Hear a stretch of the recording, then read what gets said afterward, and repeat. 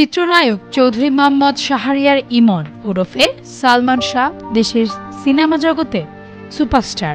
১৯৯৩ সালে সোহানুর রহমান সোহান পরিচালিত কেয়ামত থেকে কেয়ামত সিনেমার মাধ্যমে ঢালিউডে পা রাখেন সালমান শাহ।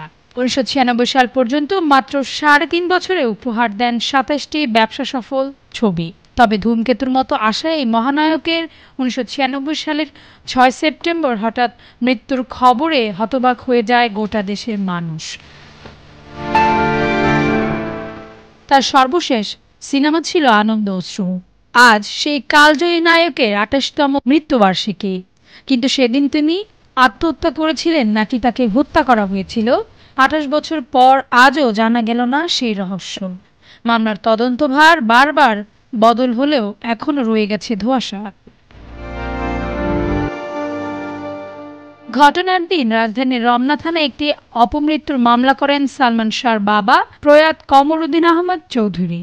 কিন্তু মৃত্যুর ১ বছর না যেতেই ১৯৯৭ সালের ২৪ জুলাই ছেলেকে হত্যা করা হয়েছে এমন অভিযোগ এনে মামলাটিকে হত্যা মামলায় রূপান্তর করার আবেদন জানান আদালতে। এতে সালমান শাহর মৃত্যুর রহস্যে নতুন মোড় নেয়।